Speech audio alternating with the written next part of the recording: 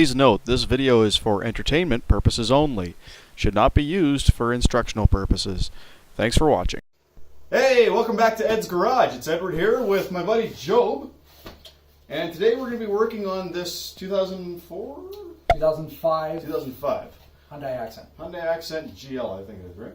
GL, correct. Awesome. So this belongs to Josanne. This is Job's girlfriend that we're basically going to have a look at the brakes on this vehicle today. Basically, she's running into a problem where the brakes are a little bit spongy. So we're going to take off the wheels, take off the calipers, see what we're looking at. It might just need a bleed, might need some pads. We don't know yet. The car basically is new to Josanne. So we're going to be pulling it apart and checking it out. So stay tuned.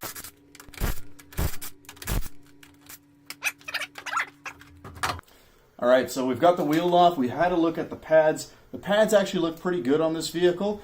We have yet to take off the driver's side wheel, but on the passenger side, we've got easily, it looks like 4/32 of brake pad left at least on both sides of the rotor. The rotor itself looks in fairly good condition as well. So my guess right now is that it needs a good solid brake bleeding. But basically what we're looking at on the brakes here, just come on a little closer, Job, so we can show the viewers sort of how these work. So we'll start off with this line coming in. So you can see this line that actually enters into the caliper. This is your hydraulic brake line. Basically, anytime you press the brakes, hydraulic fluid is being pumped in through this line into the caliper. On this side of the caliper, so on the inside, there's actually a piston. The hydraulic fluid pushes on that piston, which causes this brake pad on this side to press against that side of the rotor, and on this side, the other side of the caliper is pulling the brake pad that's on this side against the rotor. And the way it does that is you've actually got slide pins, one on the top of the caliper, one on the bottom of the caliper. And that allows this caliper to be able to slide back and forth inside the caliper bracket. This little knob right here is our bleed screw. So what we're going to do today is we're actually going to bleed the brakes using these bleed screws. Now we need to do all four wheels for that. And we're going to start with the wheel farthest away from the master cylinder, which is located on the driver's side, firewall side of the engine. So one of the most important things to working on a vehicle, or working on anything for that matter, is to stay hydrated. So we're going to stay hydrated today. Let me open that for you, bud. Cheers.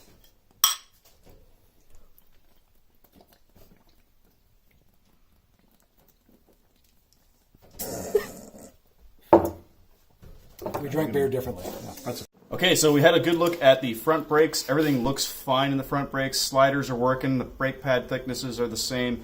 There's lots of brake pad left.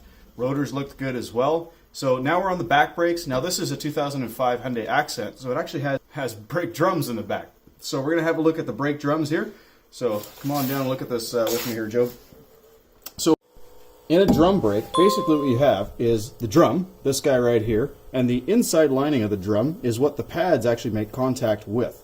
So kind of like the disc in the front, the rotor, that shiny surface, this also has a shiny surface on the inside of the drum.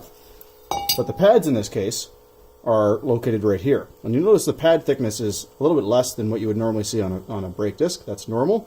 These take a lot longer to wear down. Brake drum pads last a lot longer than brake disc pads, especially rear brake drum pads, because the rear brakes really don't do much of the braking at all. It's actually when you're hitting the brakes, most of what your braking power is coming from is the front wheels.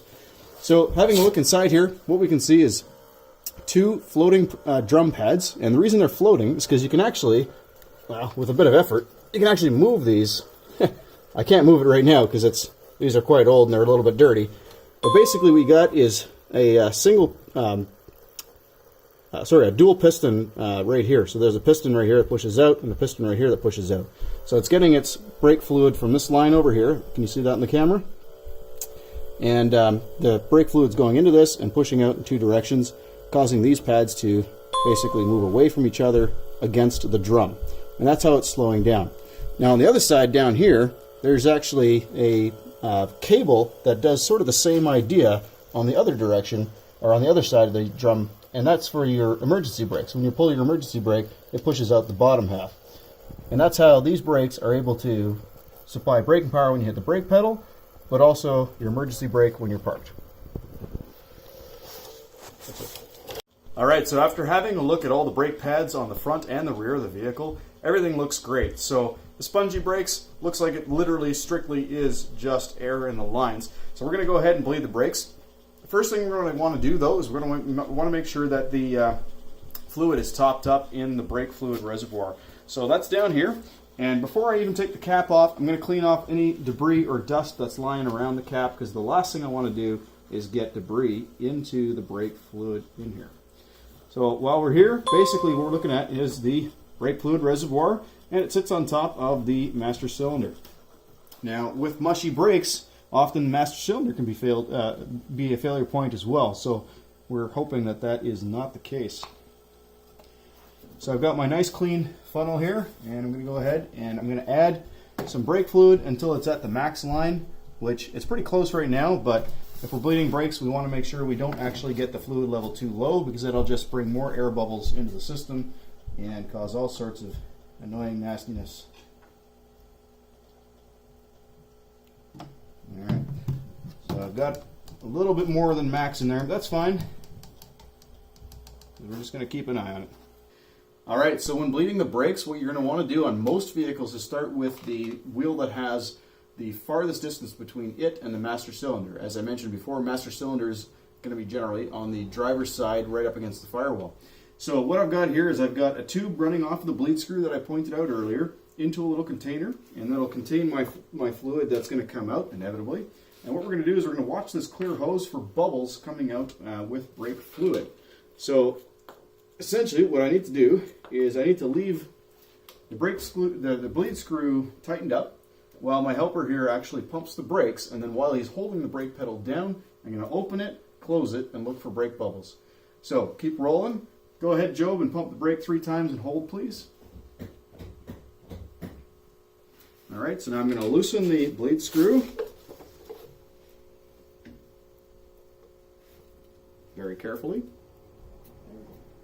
Alright, so now Job's just felt the brake pedal go down, and I can see some brake fluid coming out. I'm going to go ahead and close it again. Now that one is really, really tight, so I may have to put a little bit of penetrating fluid or some WD-40 just to free it up a little bit and get it a little easier to spin. Okay, pump it up again. And hold. So there's our fluid coming out, and no bubbles here. So this wheel is good. Now I've done it, we've done it 4 times now, Joe? Yep. Done it about 4 times, and even though I haven't seen any bubbles come out yet, I still wanted to do it a few times just to be on the safe side. But it looks good, so I'm going to go ahead right across to the opposite side. After bleeding the rear right brake, we proceeded to bleed the rear left, and it too was fine, no air bubbles. Then we proceeded to go to the front passenger side. Pump it up. Holding it? Yeah. Alright, we got a bubble there. Just one. So we're on the front passenger side wheel now. Go ahead, pump it up. Okay. I think we got another one there. Tough to say. Okay. Yeah, this one looks pretty good. We'll do it one more time.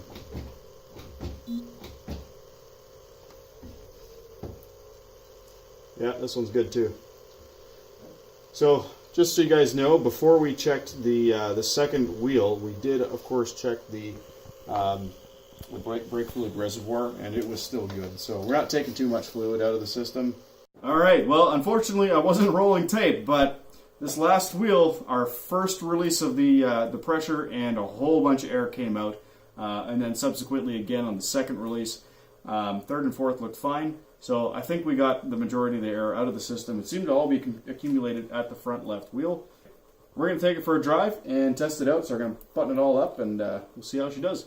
Okay, so we took the vehicle out for a drive, took it up a hill, and it's probably not the smartest thing to do once you work on the brakes, but we checked it out before that. In any case, brakes were able to lock up the tires quite nicely now. Sponginess was completely gone. Brakes worked fantastic.